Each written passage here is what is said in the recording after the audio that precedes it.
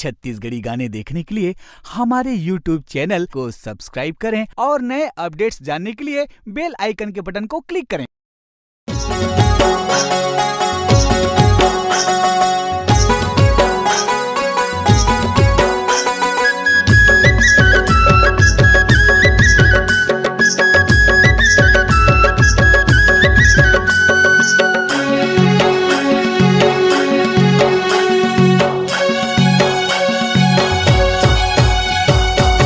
तोला मैं अपन मान्यो, तोला मैं अपन जान्यो, तोला करे जह मान्यो, तोला जियो रह मान्यो। सोचे नहीं रहे वैसन होवे वो, बोला छोड़ दूसर के पई हम होवे वो, बोला छोड़ दूसर के पई हम होवे वो, बोला छोड़ दूसर के पई हम होवे वो। तोला मैं अपन मान्यो, तोला मैं अपन जान्यो, तोला करे जह मान्यो, तोला जियो रह मान्यो। सोचे नहीं रहे वैसन होवे वो, बोला छोड़ दूसर के पई हम होवे वो, बोला छोड़ दूसर के पई हम होवे वो, बोला छोड़ दूसर के पई हम होवे वो।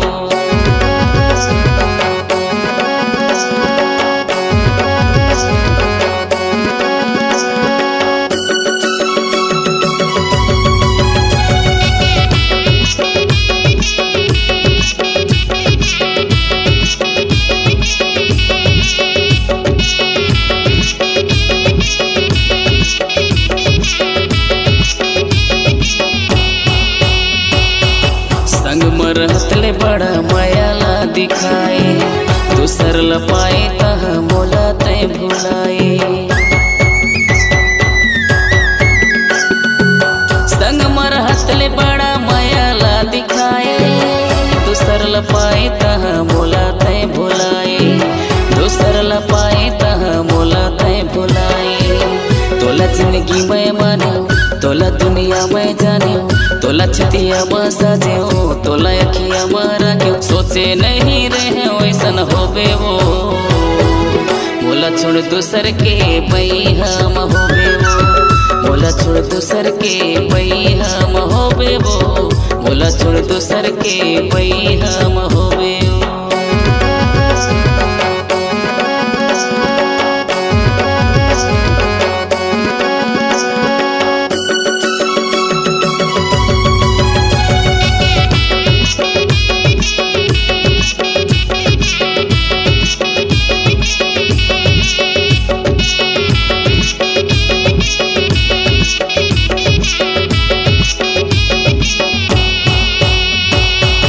मायाला माया नहीं माने, नहीं माने, दिल की कल्पना नहीं जाने, नहीं जाने।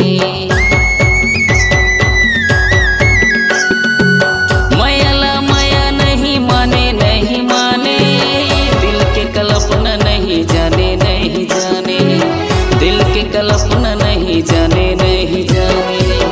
तोला मोर सोना मान्यो, तोला मोर जानो मान्यो, तोला मोर हीरा मान्यो, तोला मोर बाबू मान्यो। सोचे नहीं रहे वैसन होवे वो, बोला छोड़ दूसर के पई हम होवे वो, बोला छोड़ दूसर के पई हम होवे वो, बोला छोड़ दूसर के पई हम होवे वो। तोला मैं अपन मान्यो, तोला मैं अपन जान्यो, तोला करे जह मान्यो, तोला जियो रह मान्यो। सोचे नहीं रहे वैसन होवे वो, बोला छोड़ दूसर के पई हम होवे वो, बोला छोड़ दूसर के पई हम होवे वो, बोला छोड़ दूसर के पई हम होवे वो, बोला छोड़ दूसर के पई हम होवे वो, बोला छोड़ दूसर के पई हम होवे वो, बोला छोड़ दूसर के पई हम होवे वो,